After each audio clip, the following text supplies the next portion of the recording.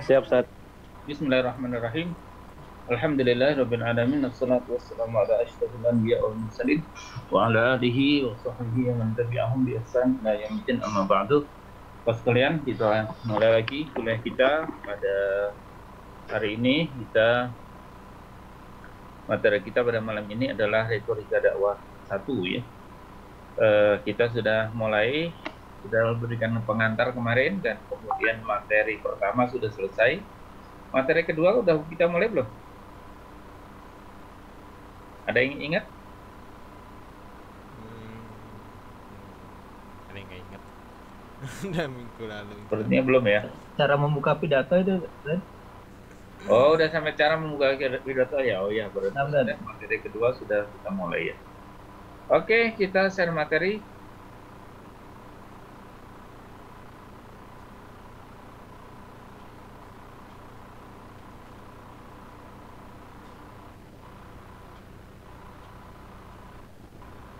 Sudah kelihatan materinya? Kelihatan, Ustaz. Kelihatan.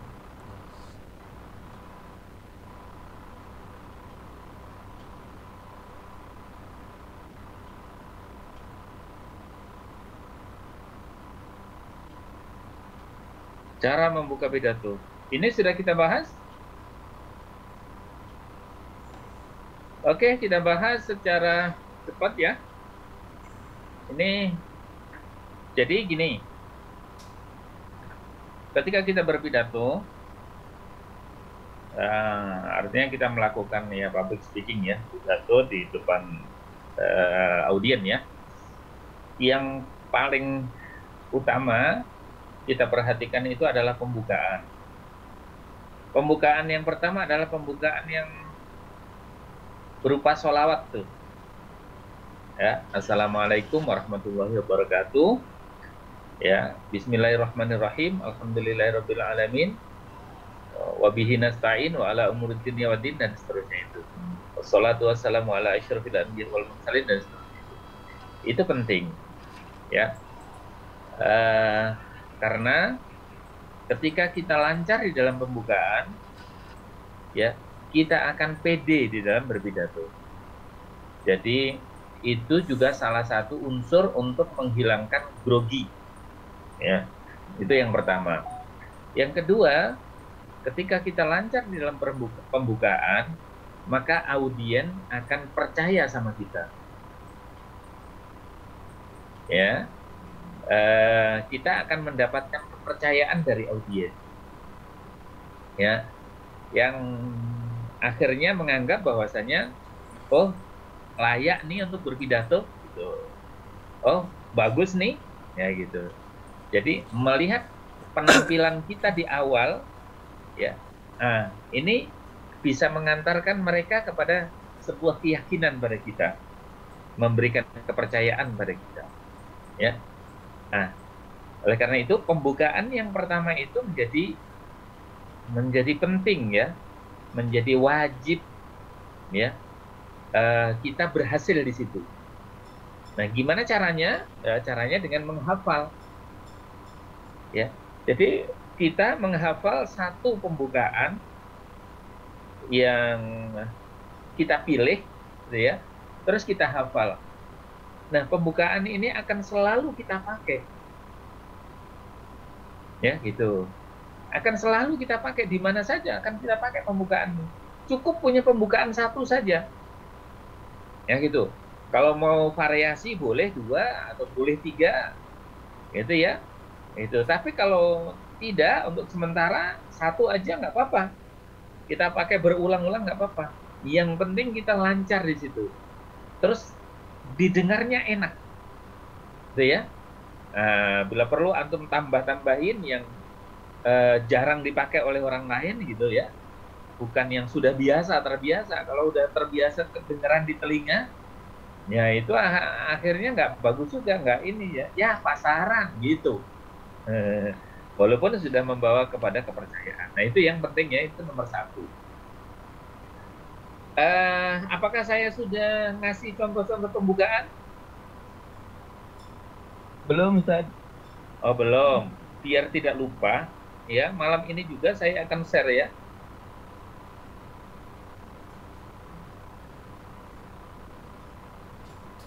Sekarang juga saya akan share. Yang ini kasusnya biasanya ini terlewatkan terus.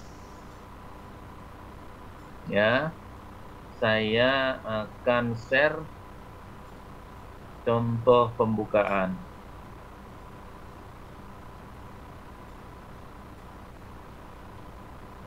Nih ya. Oke.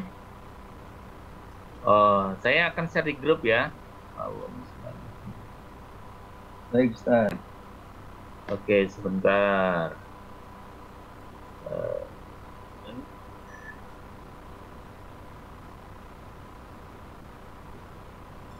WhatsApp-nya lagi nge-lag.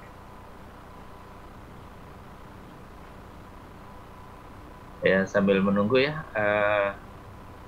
Sebentar, WhatsApp-nya sudah nyambung.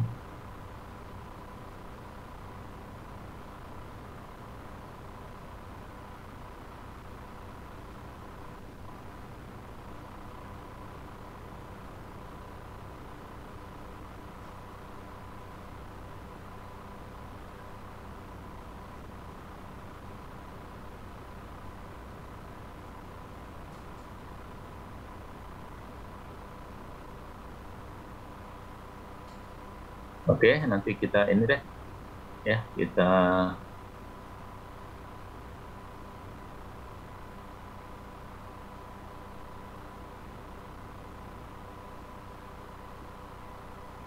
lanjutkan. Oh, mana?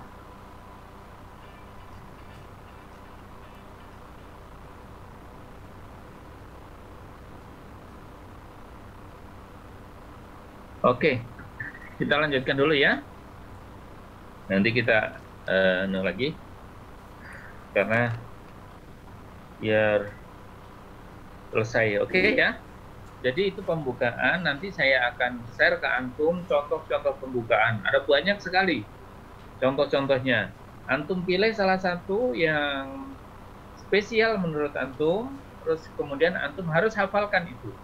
Ya, gitu. Jadi di antara targetnya pada semester ini adalah antum hafal pembukaan itu ya, dan antum masing-masing memiliki pembukaan yang spesial. Ya. Masing-masing punya pilihan yang spesial dan antum nanti praktekkan ya. Kayak gitu. Oke. Setelah pembukaan itu baru menyapa audien. Ya, menyapa audien dengan memberikan hormat ya, penghormatan kepada orang-orang yang senior ya, kepada para pejabat ya, kepada tokoh-tokoh dan seterusnya ya. Kalau bisa itu adalah sarana komunikasi kita yang pertama. Kita sapa ketua, kita sapa ulamanya, kita sapa siapa aja yang ada di situ, kita sapa ya. Paling bagus adalah kita hafal satu-satu ya, itu paling bagus, hafal satu-satu. Kita sebutkan namanya, Bapak Kiai Haji siapa, Bapak siapa sebagai ketua apa gitu, sebagai direktur, sebagai apa, itu kita sapa satu-satu ya. Itu komunikasi pertama kita. Ketika itu kita lancar, kita akan mendapatkan kepercayaan ya dari audien kita. Oke, berikutnya baru pembukaan yang ini, pengantar ya. Kita sampaikan, saya pada hari ini, pada saat ini akan menyampaikan tema ini. Jangan lupa sampaikan tema ya. Dan kemudian kenapa tema ini? Nah, ini pengantarnya ya. Cara membuka pidato. Jadi setelah menyampaikan tema, terus kemudian pengantar atau membuka pidato. Ini ada 16 cara ya. Ada 16 cara. Antum pilih satu yang paling tepat gitu ya. Oke, satu, langsung menyebutkan pokok persoalan. Kenapa saya pilih tema ini? Karena masalah ini. Nah, kayak gitu. Jadi langsung ya menjadi pokok persoalan. Misalnya antum sampaikan tentang apa? Kenakalan remaja misalnya ya. Kenakalan remaja. Antum sampaikan pokok persoalannya. Hari ini ya kita apa misalnya pokok persoalan itu adalah hari ini remaja tidak bisa keluar dari gadget, ya, waktunya habis untuk gadget. Nah, antum tinggal ini ya, sampaikan pokok persoalannya. Kalau mereka itu menghabiskan waktunya di gadget, maka mereka akan kehilangan masa remaja mereka, mereka akan kehilangan kesempatan, dan mereka akan kehilangan masa depan. Ya, kayak gitu. Tapi gadget juga kalau tidak bisa ditinggalkan secara keseluruhan, ya harus diatur dan seterusnya. Ya, itu misalnya ya. Yang kedua,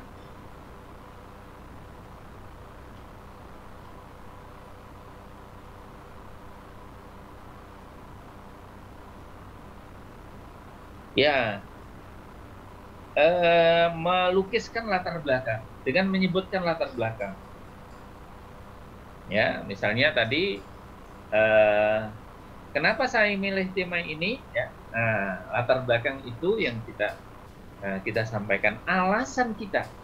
Ya, alasan kita yang sesungguhnya yang paling penting adalah kayak begini. Nah, itu.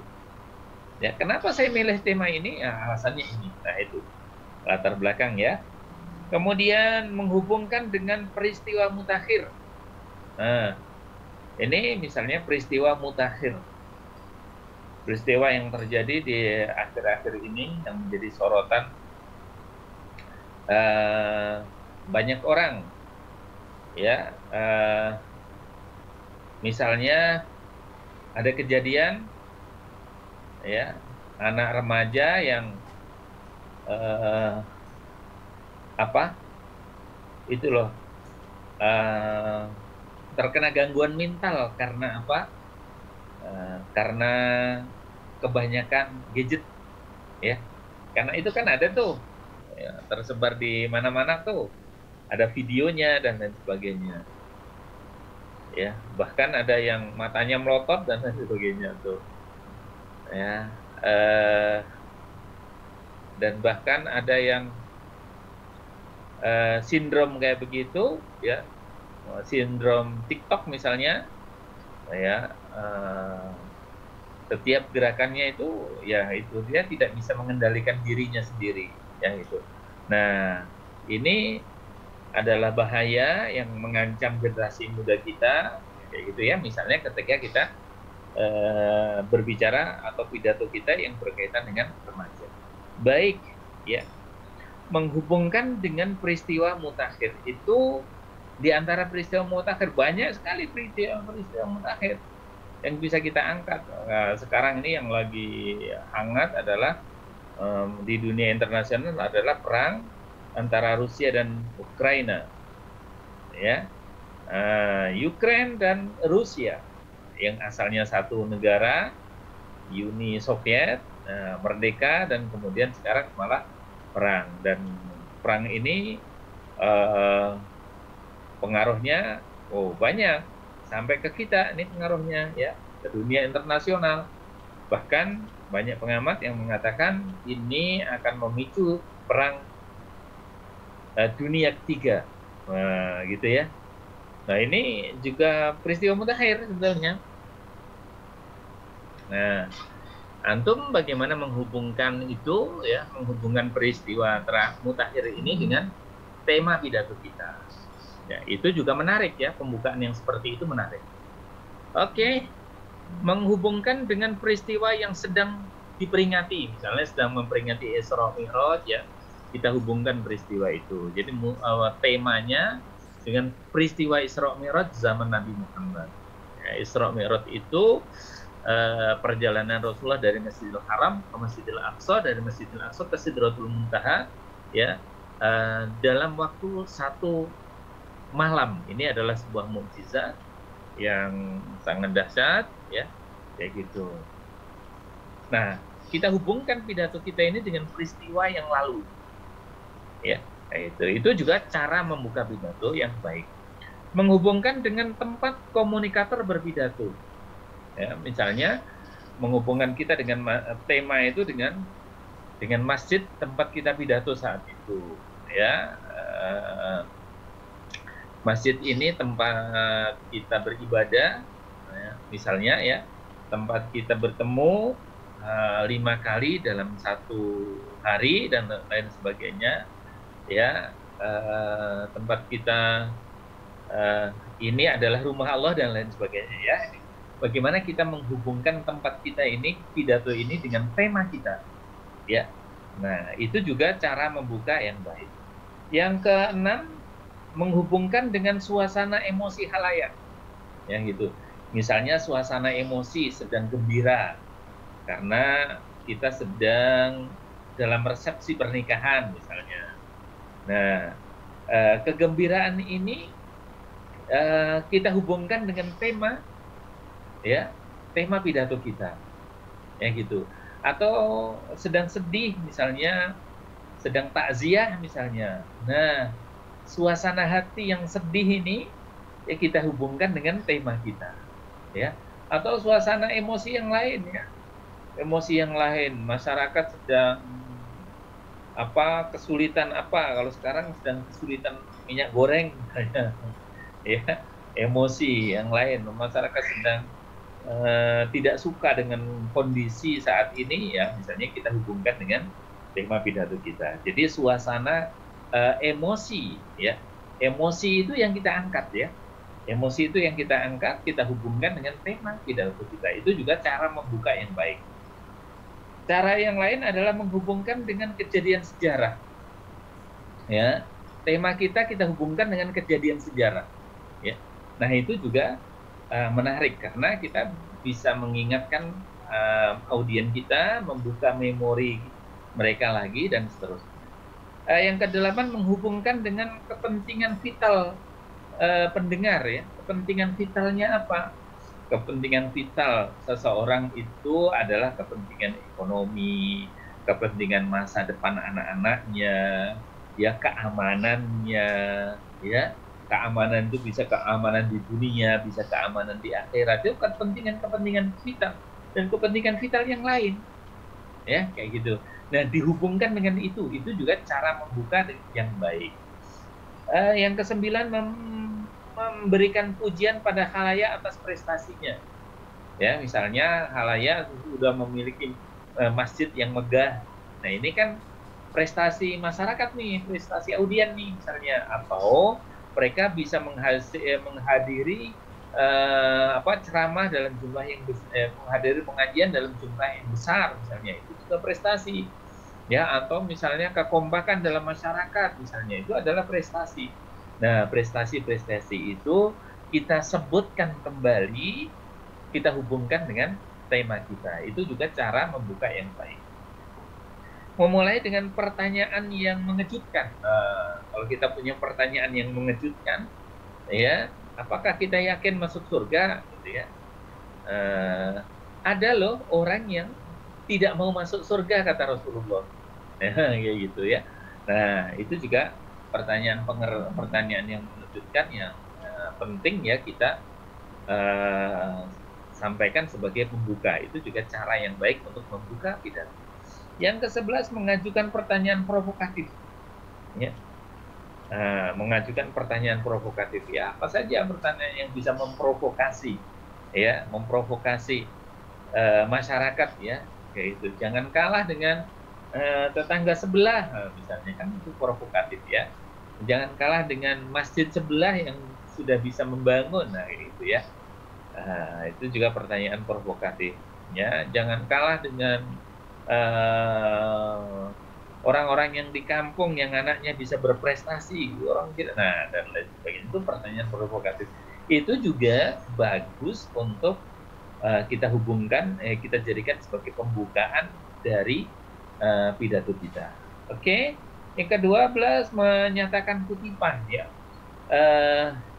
Menyampaikan kutipan-kutipan atau kutipan dari pernyataan tokoh-tokoh, dari puisi, dari kata-kata hikmah, ya, dari teori dan lain sebagainya. Itu juga dari syair, ya, dari tulisan pengarang yang terkenal, dari ayat suci, ya, ayat-ayat Al-Qur'an. dari hadis, dari perkataan ulama dan seterusnya, itu adalah kutipan-kutipan yang bagus kita sampaikan sebagai pembukaan dari pidato kita. Ya, tinggal dipilih aja. Menceritakan pengalaman pribadi, cerita pribadi juga bagus ini. Cerita itu digemari oleh orang.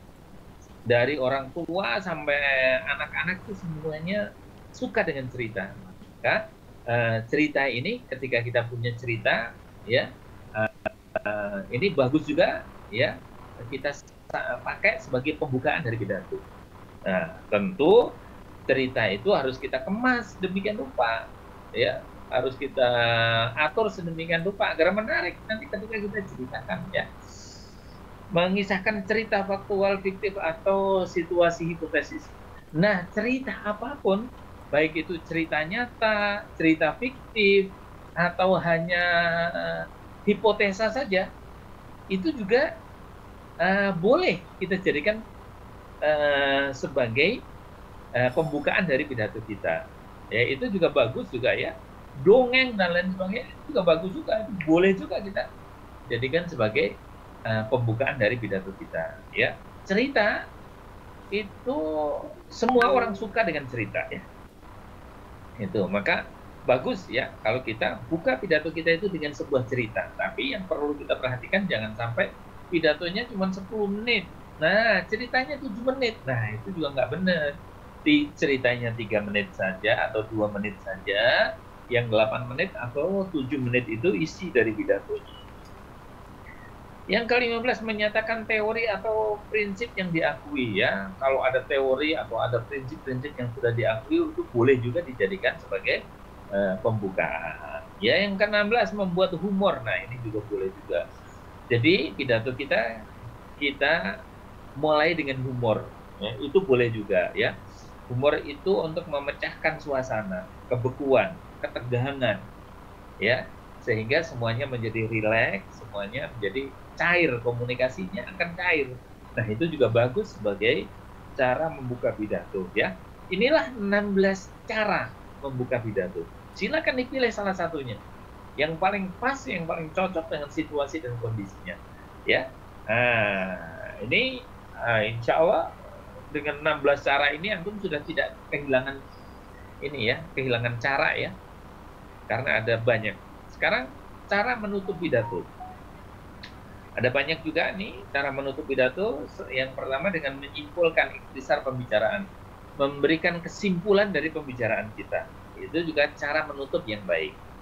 Menyatakan kembali gagasan utama dengan kata yang berbeda, memberikan pernyataan kembali tentang gagasan utama tema kita, ya, tapi dengan bahasa yang berbeda. Itu juga bagus buat untuk menutup pidato.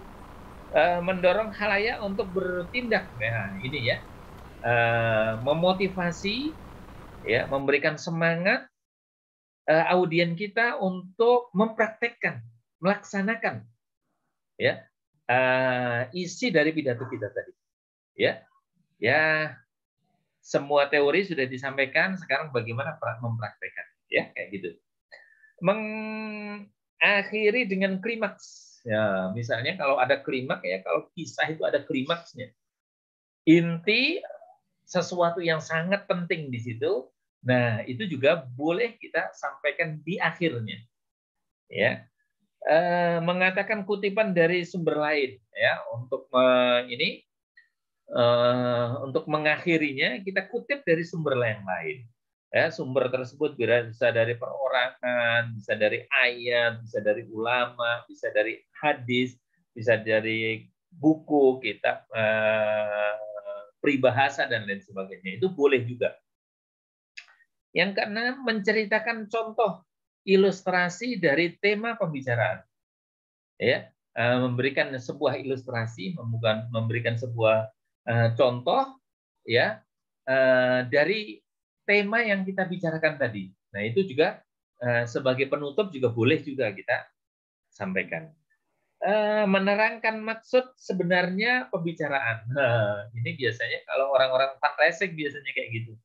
Ya, dia udah berbicara tentang sodako, tentang hikmah infak, tentang wakaf, tentang zakat, lain sebagainya. Wow, udah bicara banyak. Nah, terakhir baru sebetulnya ya kayak gitu. Maksud saya di sini adalah ingin mengajak para hadirin semuanya untuk ikut ya bersama-sama dengan saya ya dalam membangun ini masjid dan lain sebagainya ya. Oke. Memuji dan menghargai khalayak. Jadi memuji dan menghargai audiens. Terima kasih Bapak Ibu sudah menyempatkan hadir di pertemuan pada malam ini. Insya Allah kehadiran Bapak Ibu ini menjadi amal soleh ditulis oleh Allah sebagai ibadah Bapak Ibu semuanya. Nah, itu juga boleh. Memberikan pujian ya. Membuat pernyataan humoris atau anekdot lucu, membuat sebuah pernyataan yang lucu di akhir, itu juga boleh. Jadi nanti kesan dari pidato kita adalah kesan yang baik begitu ya. Baik, sekarang teknik penyampaian pidato, membangun kepercayaan diri dan kredibilitas, kemudian prinsip-prinsip penyampaian pidato. Oke, bagaimana kita bisa membangun kepercayaan diri dan kredibilitas? Ya, seperti teori Aristoteles yang kemarin kita sudah ambil. Yang pertama kali, ya, kita harus membangun kepercayaan diri kita dan kredibilitas kita di hadapan publik. Ya, ketika kita berpidato, kita harus yakinkan audiens bahwa kita itu layak berdiri di situ di tempat itu. Ya, kayak gitu. Sehingga halayak atau audiens kita menjadi percaya sama kita. Ya itu. Untuk memperoleh kepercayaan itu penting ya. Yaitu setiap pembicara mempunyai kekurangan percaya diri dan kredibilitas yang menyebabkan ia mengalami kecemasan komunikasi atau KK. Ya, ada kecemasan komunikasi adalah tekanan psikologis pada pembicara untuk menghadapi khalayak dalam jumlah yang banyak dikarenakan kurangnya persiapan dan pengetahuan retorika. Ya, biasanya kecemasan komunikasi itu, ya, atau grogi bahasa kita ya. Grogi itu biasanya sebagian besar ditentukan dari ini ya, ditentukan dari kurang persiapan, ya, dari faktor diri kita ya. Ya, biasanya kita kurang persiapan, ya, gitu. Atau kita tidak tahu bagaimana menyampaikan pidato yang baik. Nah ini, kita tidak mengerti bagaimana memulainya, dan kita juga tidak mengerti bagaimana mengakhirinya. Nah ini. Nah, kalau itu yang terjadi dan kemudian kita harus berpidato, nah itu grogi banget tuh biasanya. Sampai gemeteran, ya kayak gitu ya. Pucat mukanya gitu ya. Terus keringat bercucuran deras sekali. Waduh, repot tuh kalau sudah kayak gitu ya. Nah, gimana agar kita bisa mengurangi itu? Nah, agar kita tidak grogi, yang pertama kali kita lakukan adalah kita melakukan persiapan yang matang. Apa yang harus kita persiapkan? Yang harus kita persiapkan adalah tema pidato kita. Tema ceramah kita, yang pertama adalah temanya dulu. Setelah temanya udah jadi, maka kemudian tema ini kita perkaya. Ya, ketika tema yang sudah kita perkaya ini kita sudah siapkan dengan baik, insya Allah kita nggak grogi lagi. Kita akan maju dengan pede ya, percaya diri ya. Kenapa? Kita sudah merasa bahwasanya kita sudah persiapan dengan sebaik-baiknya. Ya, kayak gitu. Nah, dimulai dengan apa? Pembukaan. Ketika kita sukses di dalam pembukaan, nah itu. Ya, grogi itu semuanya sudah hilang. Ya, gitu. Yang timbul adalah percaya diri dan semua gagasan itu akan meluncur ya dengan deras begitu saja. Ya, itu, dan kita bisa improvisasi ya saat kita tidak grogi ya. Kayak gitu. Nah, apalagi ketika kita sudah persiapan dengan baik dan kita sudah tahu bagaimana cara membuka, bagaimana cara menyampaikan, dan bagaimana cara menutup. Nah, selesai insya Allah. Maka itu yang menyebabkan kita tidak grogi.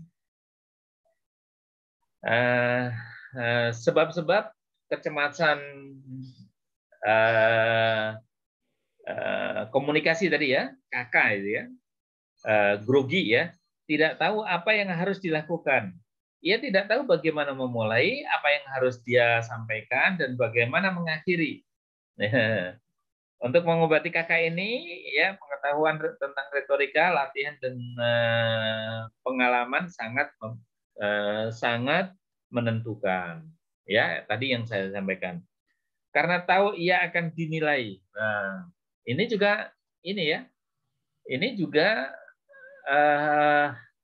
menyebabkan kita grogi. Kalau kita berdiri di depan dan semua melihat kita, semua menilai kita, nah itu juga menyebabkan kita grogi. Tapi kalau kita sudah siap-siap dan kita sudah pecahkan itu dengan pembukaan yang baik, insya Allah ya grogi akan hilang tuh. Ya, karena berhadapan dengan situasi yang asing dan ia tidak siap. Nah, walaupun situasi asing, tapi ketika kita sudah siap ya nggak ada masalah ya, kayak gitu. Nah, bagaimana cara pengendaliannya? Nah, jangka panjang berangsur-angsur mengembangkan keterampilan dan pengendalian diri, ya pengendalian kakak. Ya ada proses di sini. Ya ini jam terbang ya. Yang penting tadi ya persiapan yang baik, pengetahuan tentang pidato, bagaimana menyampaikan pidato yang baik ya, pembukaan, terus kemudian menyampaikan isi, terus kemudian menutup dengan baik. Ya sederhana saja ya. Jangka pendek mengembangkan keterampilan dan mengendalikan kakak pada saat atau saat sebelum pidato. Ini juga penting juga. Saya ingin share, nanti saya akan share di grup ya sebuah video ya seorang profesor dari Amerika yang menemukan sebuah teori ya, sebetulnya sikap 2 menit sebelum berpidato itu sangat menentukan ya. Sebelum kita maju itu sangat menentukan percaya diri kita ya. Jadi gagasan-gagasan kita, dan kita percaya, ketika kita percaya diri maka semua gagasan-gagasan kita akan lancar. Nanti mudah-mudahan saya bisa share ya, ada waktu hari ini untuk share itu ya. Dan ini tadi ya. Oh ini sudah terbuka.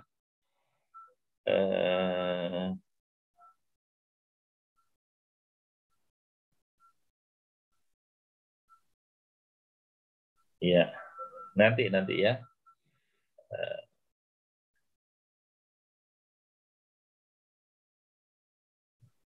Oke. Baik. Kita lanjut ya. Halo? Lanjut, Ustaz. Iya. Ini saya khawatir bicara sendiri nih. Antum semuanya masih ikut saya mengikuti. Nyimak Ustaz, insyaallah Ustaz. Nyimak Ustaz, insyaallah. Iya, soalnya nggak kelihatan nih antum. Ya, takut saya berbicara sendiri. Enggak Ustaz. Oke ya. Banyak Ustaz. Tapi presentasi saya kelihatan kan ya? Kelihatan. Oke, prinsip-prinsip penyampaian pidato ya. Yang pertama, pelihara kontak visual dan kontak mental dengan khalayak. Ini artinya ketika kita berpidato itu kita menatap audien. Ya, itu. Nah, ini biasanya ini yang menyebabkan kita grogi biasanya. Nah, ini butuh waktu. Ya, butuh latihan gitu ya. butuh percaya diri. Tapi ketika kita percaya diri, ini insya Allah biasa-biasa saja. Ya gitu ya. Gunakan lambang-lambang auditif atau usahakan gerakan suara memberikan makna yang lebih kaya pada bahasa Anda. Nah, ini yang disebut dengan ekspresi. Ya. Kata-kata kita itu, suara kita itu kita barengi dengan ekspresi yang pas. Itu ya. Ekspresi itu penting. Ya, ekspresi itu penting. Bahkan diceritakan ada orang yang pandai berekspresi. Ya, gitu. Nah, suatu saat dia ingin mencoba sebuah teori gitu ya. Dia kumpulkan satu kelas, satu ruangan gitu ya. Dengan bahasa dia ya. Satu ruangan itu dia bacakan alamat nomor telepon. Ya. Tentu bukan hanya satu alamat ya. Nama dan alamat nomor telepon.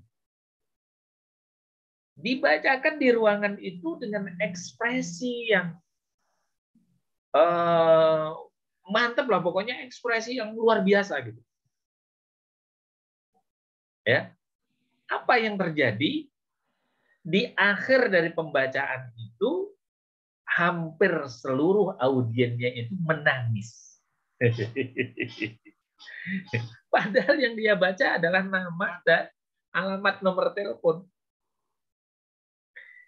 Itulah ekspresi. Ya, ekspresi. Oke. Nah, prinsip-prinsip ini diantaranya adalah ya jaga kontak mata, tadi ya kontak visual, ya ekspresi. Ya, ekspresi itu suara dibarengin dengan gerakan, mimik, sikap. Ya pokoknya ekspresi lah. Atau bisa memperkaya ekspresi ya. Berbicaralah dengan seluruh kepribadian Anda, dengan wajah Anda, dengan tangan Anda, dengan tubuh Anda. Ya kayak gitu. Tentu nggak boleh berlebihan. Ya, tidak boleh berlebihan. Ya, yang wajar saja. Ini kan kalau saya berbicara kan sambil kadang-kadang saya manggut begini, ya kadang-kadang saya gerakkan tangan, kadang-kadang jari saya. Nah, itulah ekspresi. Nah, saya kan itulah ekspresi. Nah, itu ekspresi itu. Muka saya kayak gini itu ekspresi.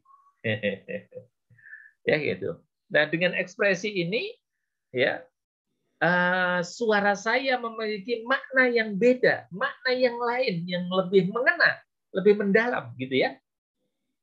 Itulah pidato, ikhwas sekalian. Ya. Oke, prinsip berikutnya. Tujuan informatif agar isi pesan mudah dipahami dan diingat. Ya, gagasan utama tidak boleh terlalu banyak. Ya, ini. Makanya pidato itu sebaiknya dibagi menjadi isinya itu antum bagi menjadi beberapa poin saja. Ya. Tapi minimal 2 poin. 3 poin bagus, ideal. 4 poin boleh, 5 poin boleh, walaupun itu udah banyak. 6 poin kebanyakan. Ya, kayak gitu. Jadi bagi 4 poin sedang atau 3 poin karena orang menghafal 1 2 3 4 itu gampang. Ya gitu. Jadi gagasan utama itu tidak boleh terlalu banyak. Ya. Nggak boleh terlalu banyak. Antum bagi isi pidato antum menjadi 4 poin saja. Misalnya antum bicara tentang kenakalan remaja.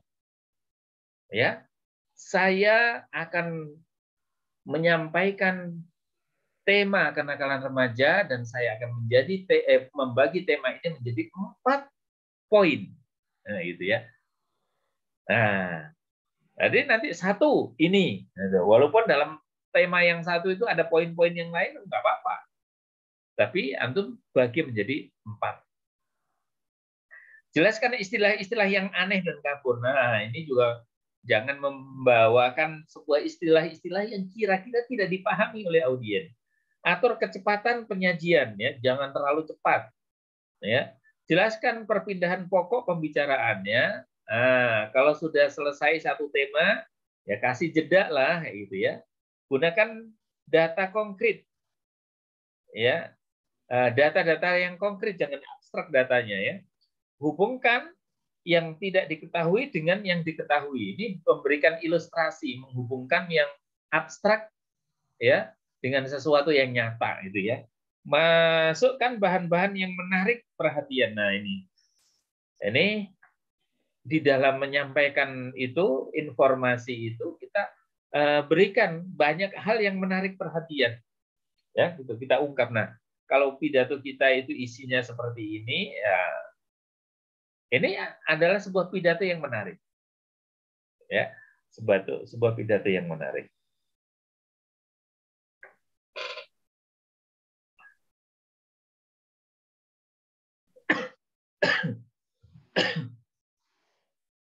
Oke. Nah, tujuan menyusun pesan, tujuan informatif. Ya, masih tujuan informatif, ya, agar isi pesan mudah dipahami yang pertama. Yang kedua, penyusunan pesan. Ya. Monroe,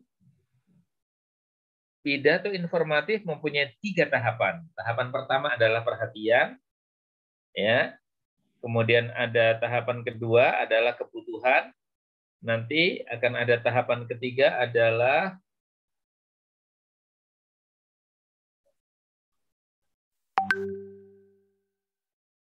pemuasan. Ya. Ini teori Monroe. Ya. Perhatian,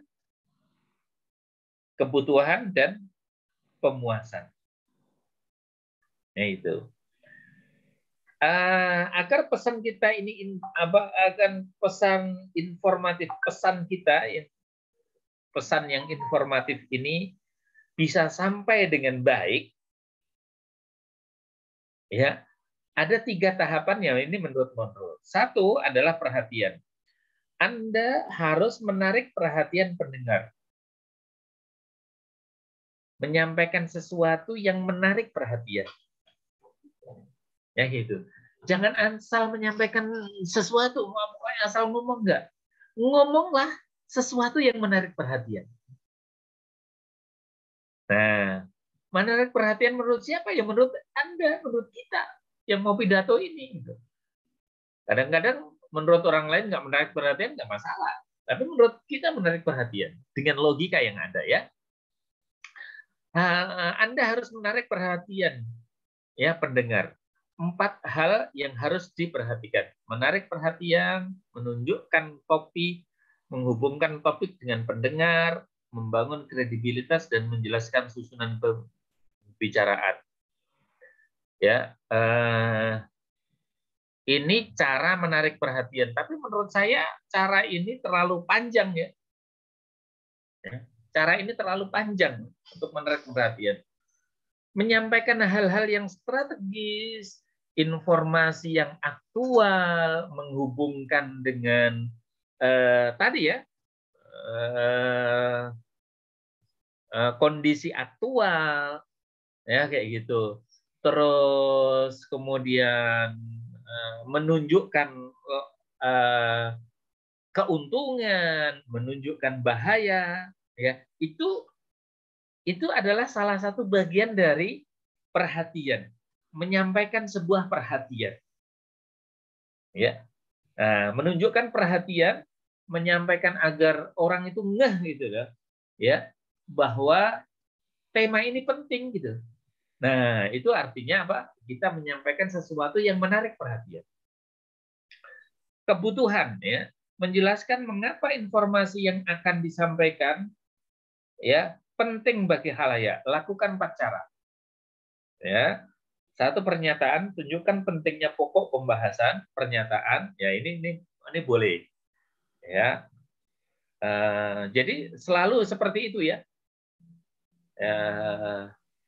Yang pertama, kita menyampaikan sesuatu yang menarik perhatian. Yang kedua, ya, kita tunjukkan bahwasanya informasi yang kita sampaikan ini dibutuhkan. Ya. Tunjukkan bahwasanya kita semuanya butuh informasi ini. Kalau tidak, kita rugi. Ya, kayak gitu ya. Sebentar, ini satu ya, ilustrasi. Berikan sebuah ilustrasi contoh permasalahan anekdot yang menonjolkan kebutuhan. Jadi intinya bahwasanya kita semuanya butuh masalah ini. Itu. Kalau kita kehilangan masalah ini, kita akan menanggung sebuah kerugian yang besar. Nah itu. Misalnya gini, ya, misalnya contoh kita berbicara tentang kenakalan remaja. Itu. Yang pertama kita ini ya, kita bicara tentang apa yang menarik perhatian dalam tema kita. Ya, misalnya saat ini banyak sekali ya remaja itu kehilangan arah. Ya, karena kehilangan arah, masa depannya suram. Ya, harusnya dia belajar tapi dia main. Dia nggak ingat waktu. Dia habiskan seluruh waktunya untuk main. Sehingga dia miskin ilmu, miskin keterampilan, ya, miskin semuanya. Dan akhirnya dia malas belajar, malas sekolah. Ya, itu. Apa yang akan terjadi kalau seorang remaja sudah malas belajar, sudah malas sekolah, malas bersaing, malas berkompetisi, malas mencari ilmu, malas menggapai cita-cita, bahkan tidak punya cita-cita. Apa yang akan terjadi? Nah, ini namanya menyadarkan, menarik perhatian. Jangan sampai lo kayak begitu. Nah, itu ya. Jangan sampai lo kayak gitu. Kalau ada yang kayak begitu, ini masalah. Harus diselesaikan ya gitu. Nah, ini kita menarik perhatian. Kalau masyarakat yang udah tertarik perhatiannya, ya. Nah, langkah yang kedua adalah kebutuhan. Pentingnya ya. Kita mengerti karakter remaja. Pentingnya bagaimana caranya memberikan motivasi kepada remaja. Bagaimana caranya agar remaja ini tidak tersesat. Ya, bagaimana agar remaja ini berprestasi. Itulah pidato kita. Ya, kayak gitu. Nah, karena kita sampaikan inilah pentingnya, inilah tema-tema yang kita butuhkan, maka audiens, oh iya, penting juga itu. Nah, kayak gitu ya. Nah, ini yang dimaksud dengan kebutuhan ya. Kebutuhan. Kita sampaikan bahwasanya semua kita butuh akan tema ini. Gitu ya. Oke. Nah, ilustrasi, peneguhan, penunjukan ini ya silakan aja. Ini salah satu cara ya yang disampaikan di dalam materi ini. Tapi ya intinya saja seperti yang tadi saya sampaikan. Kemudian pemuasan. Nah, pembicara menyampaikan informasi ya dibagi dalam 3 bagian. Ikhtiar pendahuluan, ya, informasi terinci, ikhtiar akhir. Nah, sebetulnya ini teoritis banget ya, ini teoritis banget. Nah, gitu. Sebenarnya intinya pemuasan itu adalah bagaimana solusi. Ya. Tadi teorinya, yang kedua itu teorinya. Ya, yang ketiga ini sebetulnya adalah ya, solusi-solusi praktis. Ya, kayak gitu. Jadi yang pertama itu tahu problematikanya, yang kedua itu tahu teori secara keseluruhannya, ya. Yang ketiga itu adalah bagaimana mencari solusi yang praktis. Ya. Sudah, itulah isi daripada pidato yang informatif. Jadi audien itu tahu persoalan, tahu problematika, terus kemudian yang kedua itu tahu teorinya, yang ketiga itu bagaimana cara mengatasinya. Ya, itu aja. Lebih sederhana ya, lebih sederhana.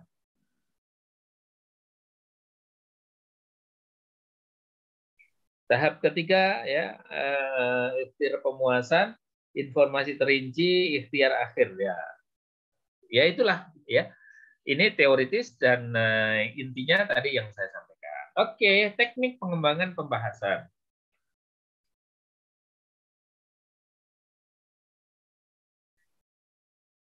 Ya, ada dua faktor penting, faktor informasi dan faktor menarik perhatian. Ini teknik pengembangan bahasan. Ya, ini masih berkaitan dengan teori tadi sebetulnya. Ya, dua faktor penting, faktor informasi dan faktor menarik perhatian. Ya, gitu. Menyajikan informasi melalui fakta dengan 3 kriteria, apakah fakta itu bermanfaat, apakah fakta itu mendukung, apakah fakta itu bersumber dari fakta yang dapat dipercaya. Ya, di dalam pembahasan, kalau masalah yang berkaitan dengan pembahasan itu berarti isi pidato, gitu ya. Ya, masalah-masalah yang berkaitan dengan informasi-informasi penting. Jadi teori-teori ilmu, informasi-informasi penting itu, ya, itu ini faktor penentu gitu ya. Itulah isi daripada pidato kita. Ya kayak gitu. Jadi kita cari informasi-informasi penting tentang tema yang kita bahas itu. Apa saja tema? Apa informasi itu? Fakta-fakta itu, ya. Nah, ini bisa kita jadikan sebagai patokan ya. Apakah fakta itu bermanfaat? Apakah fakta itu mendukung gagasan? Ya, apakah fakta bersumber dari fakta yang dapat dipercaya? Nah, ini penting juga untuk kita jadikan sebagai frame. Tapi penting banget. Kita sampai jam berapa? Sampai jam 9 ya, masih ada waktu dikit. Penting banget ya kita kumpulkan informasi-informasi penting. Kemudian yang kedua,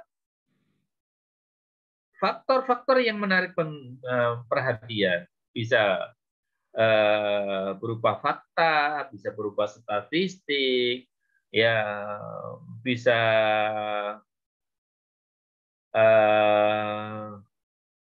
contoh-contoh yang disajikan dalam format ini ya. Pertama, ungkapan pengalaman pribadi Anda, kedua tunjukkan kebenaran fakta dengan demonstrasi dan seterusnya. Nah, itu udah teknis-teknis ya, yaitu. Tapi fakta itu harus menarik perhatian. Ya, penting dan menarik perhatian. Penting kalau tidak menarik perhatian itu bobotnya kurang. Tapi penting dan menarik perhatian, nah itu yang kita butuhkan ya. Baik, teknik pengembangan pengembangan bahasan dalam pengantar. Ya, menarik perhatian. Nah, sama ini menarik perhatian yang tadi ya, mengumumkan topik ya, ini penting juga ya, menyusun pesan. Ya. Oke, itu. Jadi di dalam pembukaan kita ada sesuatu yang menarik perhatian. Kemudian kita sampaikan topik kita dan kemudian kita sampaikan rencana pembahasan dalam pidato kita. Nah, itu penting. Ya, gitu. Baik, kita lanjutkan. Menegaskan relevansi, membangun kredibilitas, silakan dibaca aja ya. Ya, udah. Ini ya, ada lima yang perlu kita ini ya sampaikan dalam pengembangan bahasan dalam pengantar. Tapi kalau pengantar aja ada 5 kayak begini, ya terlalu panjang sebetulnya. Karena pengantar itu nggak boleh panjang-panjang. Namanya juga pengantar. Ya, apalagi kalau pidatonya kita batasi hanya 7 menit. Ya, gitu. Yang jelas di dalam pengantar itu ada sesuatu yang menarik perhatian. Menyadarkan audien bahwasanya tema yang kita sampaikan ini penting. Nah, itu intinya.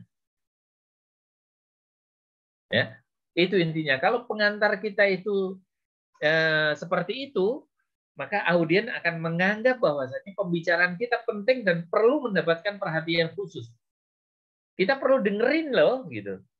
Oh iya ya, oh iya ya, penting juga itu. Wah, apa ya kira-kira isinya? Nah, jadi penasaran jadinya. Nah, itulah pidato yang penting, pidato yang bagus.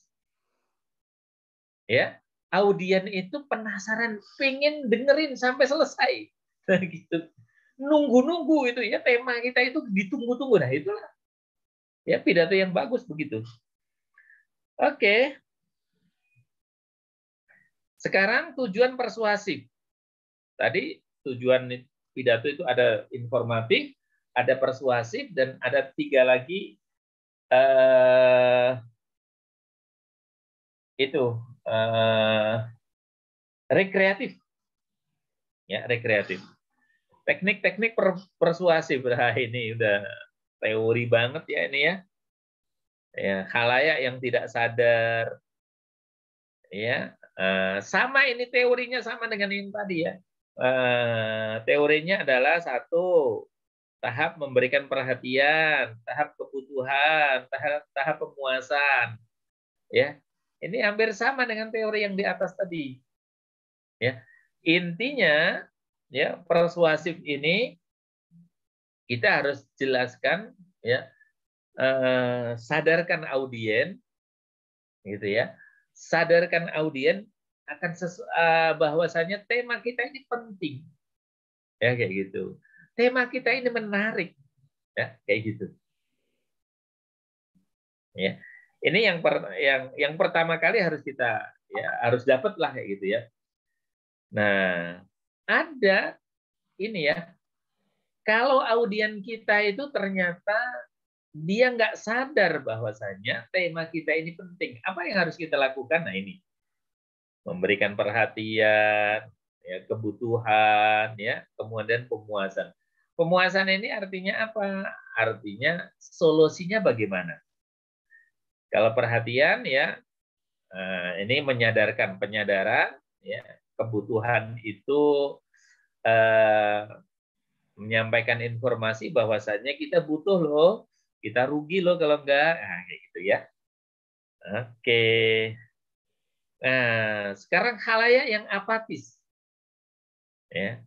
Kalau yang tadi audiennya nggak sadar, nggak sadar. Kenapa nggak sadar? Masih tidur? Enggak ya. Tetapi dia tidak menyadari gitu ya akan tema kita itu, bahwasanya tema kita itu penting. Sekarang khalayak yang apatis. Ya, khalayak ini tahu ada masalah, tapi mereka acuh tak acuh saja. Ya, tujuan pidato adalah membuat mereka sadar bahwa yang kita bicarakan itu betul-betul mempengaruhi mereka. Langkahnya apa? Ya, langkahnya hampir sama ya, tahap perhatian, tahap kebutuhan, tahap pemuasan, tahap visualisasi dan tindakan. Ini ditambah nih ya. Ada visualisasi dan tindakan, ini ilustrasi bagaimana caranya, praktek gitu ya. Oke, sekarang kalau khalayaknya tertarik tapi ragu-ragu, nah apa yang harus kita lakukan? Sama ya teorinya, 1, memberikan perhatian, tahap kebutuhan, nanti ada tahap pemuasan, ya, tahap visualisasi atau praktek, ya, dan tahap tindakan, ya, langsung praktek langsung, gitu ya. Khalayak yang bermusuhan. Nah, bagaimana kalau audien kita ini bersaing bermusuhan? Ya, sama ini tahap perhatian, tahap kebutuhan, ya, tahap visualisasi dan tindakan, ya. Oke. Ya, tujuan persuasif, ya. Yang pertama adalah pencitraan, imagery. Ya, dalam pidato persuasif kita harus menyentuh alat-alat indera para pendengar dengan bahasa sehingga mereka merasakan apa yang kita rasakan. Keajaiban bahasa itu ialah merangsang manusia secara fisik. Penggunaan bahasa untuk menggambarkan stimuli disebut imagery atau pencitraan. Ya. Nah, bahasa, ya, imagery itu adalah kemampuan kita menggunakan bahasa, ya, untuk menggerakkan orang lain melalui apa? Melalui bahasa. Kita sentuh indera mereka dengan bahasa kita, ya. Nah, ini sulit kita capai kecuali ketika bahasa kita dan ekspresi kita itu semuanya menyatu menjadi satu. Ya, sehingga kita bisa merasakan, ya, kemampuan nih, ya, kita, ya, untuk mempengaruhi orang lain melalui bahasa. Keajaiban bahasa itu dia mampu merangsang orang lain secara fisik, menggerakkan gitu, ya, menjadikan orang itu emosi, menjadikan orang itu semangat, menjadikan orang itu sedih, menjadikan orang itu gembira, itu bahasa. Dan kemarin saya sampaikan bahasa itu dasar, ya. Rasulullah sampai mengatakan wa inna minal bayani lasih. Sesungguhnya, ya, minal bayani, bahasa itu ada yang memiliki kemampuan sihir, ya. Ada yang bisa menjadi sihir, gitu. Jadi bahasa itu bagaikan sihir, nah, gitu, ya. Ketika kita mampu untuk menggunakannya. Nah, pencitraan visual, ya, berupaya menggambarkan objek, ya, atau peristiwa secara visual melalui rangkaian kata yang menimbulkan kesan penglihatan pada benak pendengar. Ya, nih visual imagery. Ya, ada. Jadi maksudnya apa sih itu? Maksudnya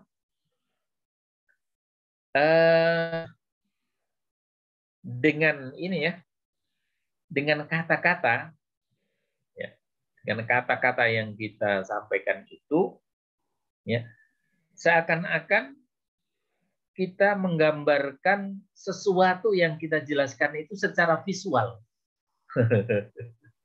Ya, secara visual di benak pendengar.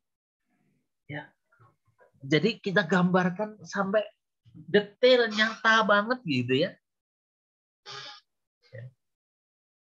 Misalnya kayak gini, ya. Kita menjelaskan tentang betapa bagusnya mobil ini, gitu, ya. Ya, gitu. Nah, kita harus punya kemampuan menggambarkan mobil ini secara keseluruhan. Halusnya, suaranya, terus mobil yang masih kinclong warnanya, terus semuanya, ya, kita gambarkan sedemikian rupa sehingga seakan-akan audien itu melihatnya secara visual, gitu, ya. Nah, ini, ikhwan sekalian, ini kemampuan ini bisa ini, ya, bisa dilatih, ya. bisa dilatih. Seseorang yang berlatih, ya, memiliki kemampuan ini bisa, ya, kayak gitu. Nah, berlatihnya ya mungkin dari awal, dari hal-hal yang kecil, menggambarkan eh, ya sesuatu yang sederhana dulu lah, gitu ya. Nah, terus berlatih lagi, sehingga ya Imegari ini kita akhirnya memiliki kemampuan untuk ya membuat ilustrasi seakan-akan audien itu kalau kita ceritakan ilustrasi yang kita gambarkan seakan-akan melihat sesuatu yang visual. Nah, gitu. Nah, Eva sekalian, ini banyak sekali ada dicontohkan di dalam Al-Qur'an. Ya. Al-Qur'an itu kalau menggambarkan tentang surga, tentang neraka, detail. Seakan-akan kita melihat itu, mata kita itu melihat sendiri gitu ya. Nah, itu ya salah satu kemampuan di dalam membuat sebuah ilustrasi. Ada para tokoh ya, para orator ya, yang memiliki kemampuan yang sangat bagus di sini. Ada Zainuddin NZ, ada A'agim, itu kemampuan untuk memberikan ilustrasi itu sangat luar biasa. Nah, itu bisa kita contoh ya. Bisa kita contoh. Oke. Ada pencitraan auditif. Ya, membuat pendengar tidak saja mendengar suara Anda, tetapi juga mendengarkan peristiwa yang Anda ceritakan, gambarkan keras lembutnya suara, riuh rendahnya bunyi, atau gegap gempitan bahana, ya gitu. Dan pencitraan auditif ini berkaitan dengan kemampuan kita untuk visualisasi, untuk ini ya, ilustrasi suara, ya gitu. Kita gambarkan betapa suaranya itu lembut, ya. Atau kita gambarkan betapa suaranya itu keras sekali, memekakkan telinga, ya, kayak gitu. Misalnya kayak gini. Suatu saat seorang pemuda di hari libur, di pagi-pagi, dia kunci kamarnya dan dia setel radio tipnya yang sudah dilengkapi dengan sound system yang sangat canggih, disetel dengan suara maksimal. Sehingga saking besarnya suara itu seperti menggedor-gedor pintu. Dentuman musik itu menggedor-gedor pintu dan bahkan menggedor-gedor gendang telinga setiap orang yang mendengarkan. Saya kurang lihai di dalam memberikan ini ya, memberikan ilustrasi. Tapi gitu kira-kira itu. Ya. Ini pencitraan auditif, menggambarkan ilustrasi suara. Oke, nah itu kira-kira ya ini anunya ya, gambarannya ya.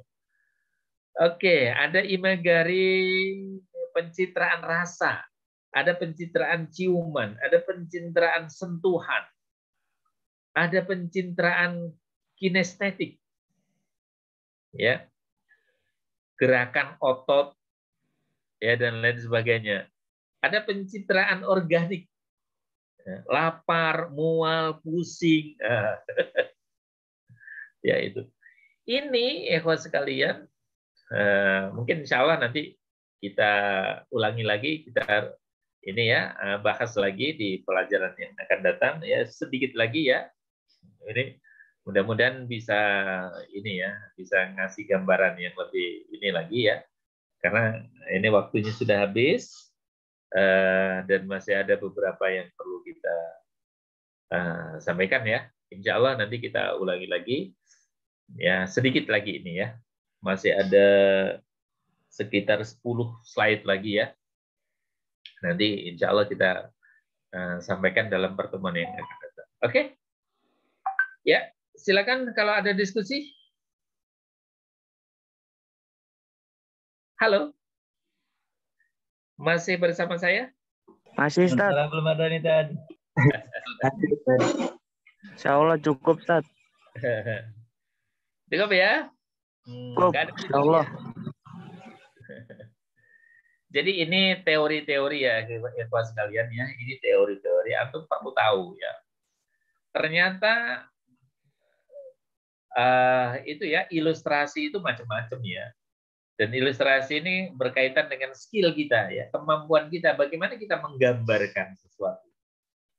Ya, kayak gitu. Membuat ilustrasi. Nah, orang yang berpidato itu harus pandai itu, ya, membuat ilustrasi.